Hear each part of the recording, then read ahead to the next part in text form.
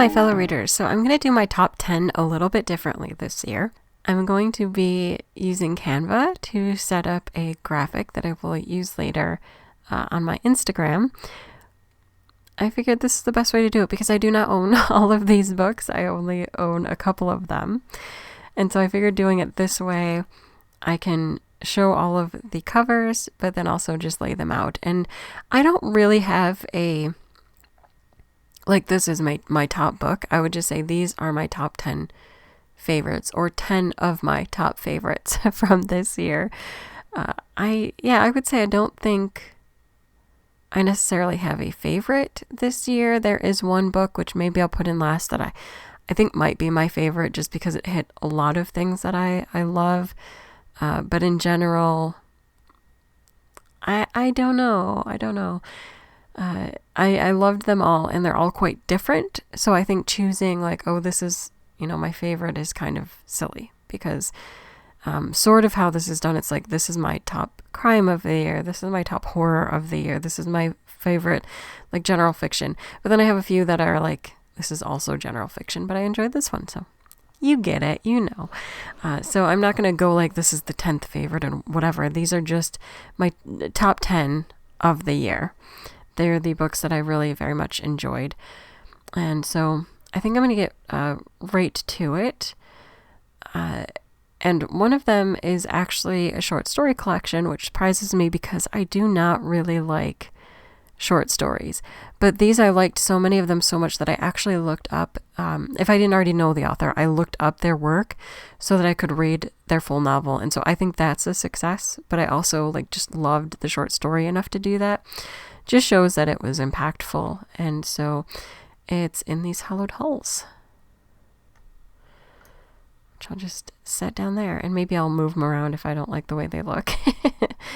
The next one I'm going to put in, I guess, hit me at a very sensitive moment in time.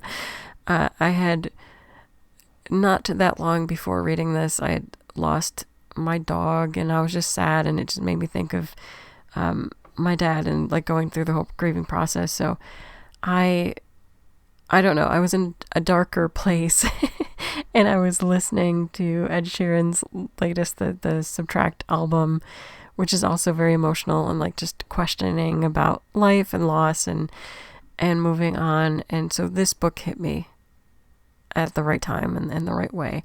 And I don't think it's necessarily for everyone, but it meant a lot to me this year. And that was The Measure.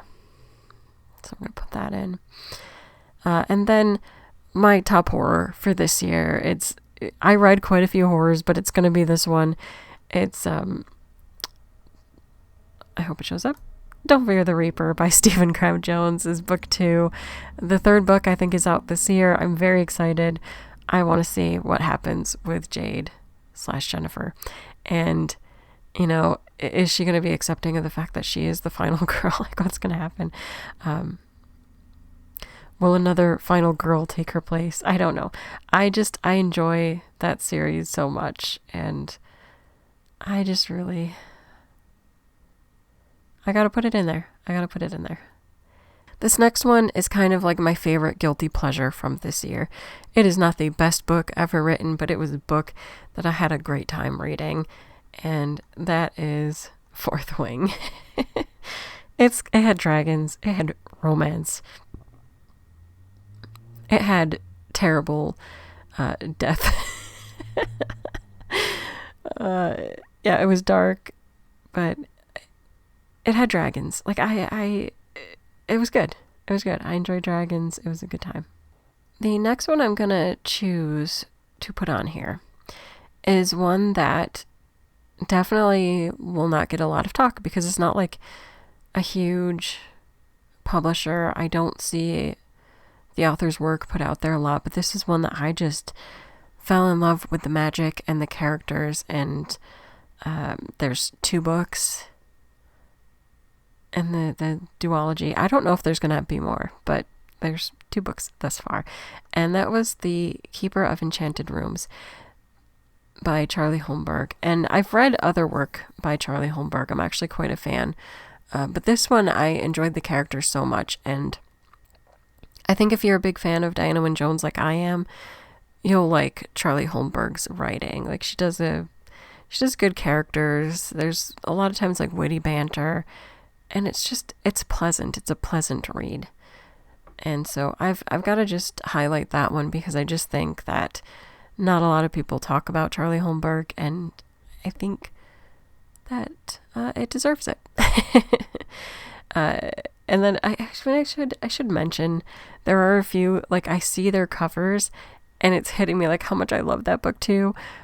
So I'll probably try to hit some of my runners up that I'm not including here that I also really loved this year. But moving on, I guess I'll put this one next, although I gotta say I wanted to talk about it later because I loved this book and the world building and the characters, and that's Emily Wilde's Encyclopedia of Fairies.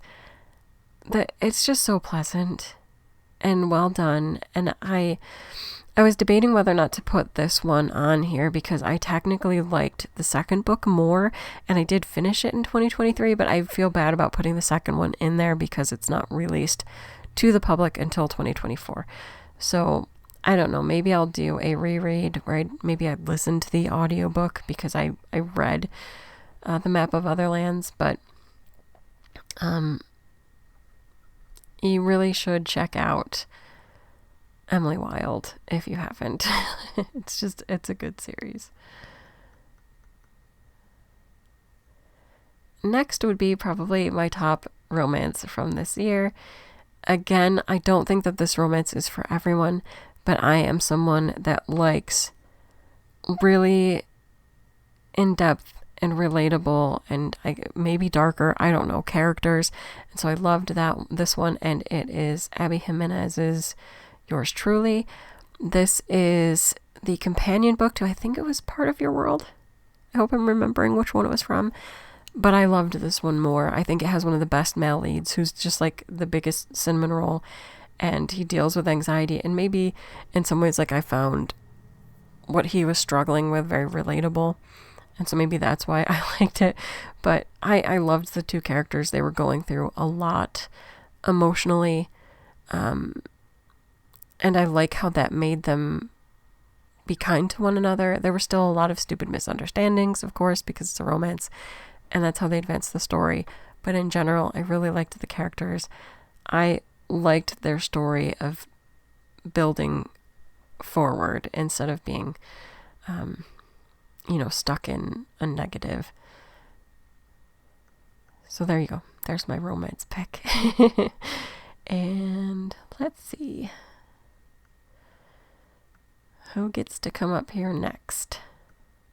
Next, I'm going to talk about another one that I know has a lot of mixed feelings, but I thought it was so brilliantly written, and I love that it made you think about the way that we treat each other on social media, the way that cultures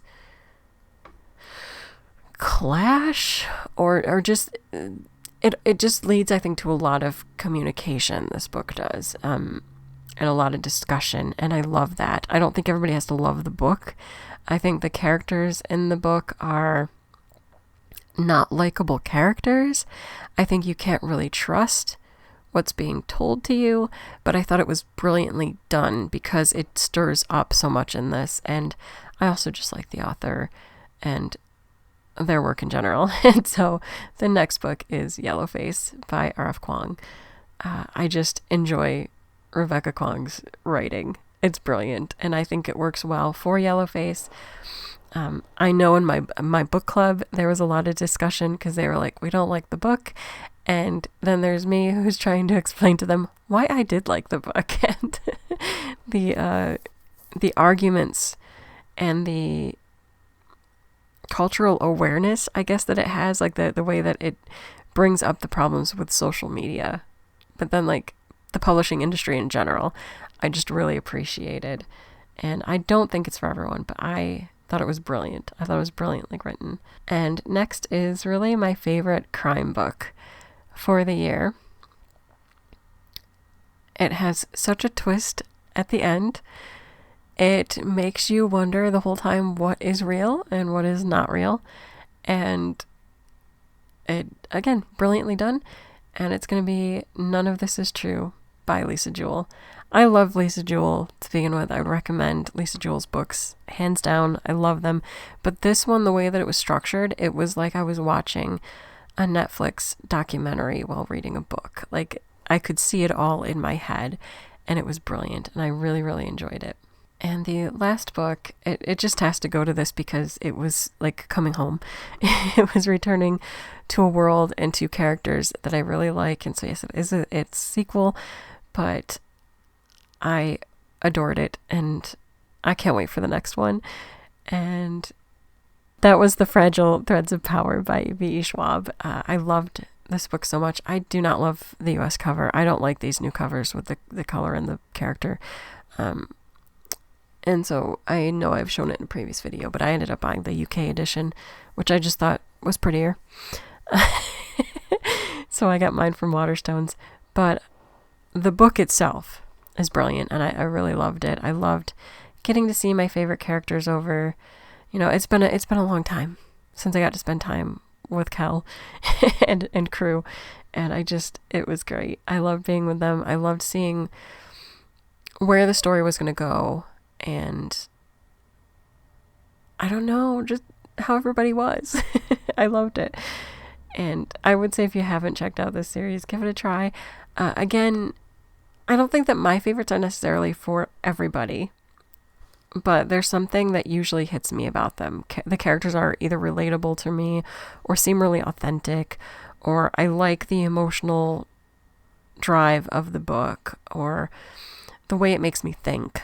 Sometimes the best books do all of these things for me. They make me think, they make me question, they make me see people and events differently, or want to see them differently.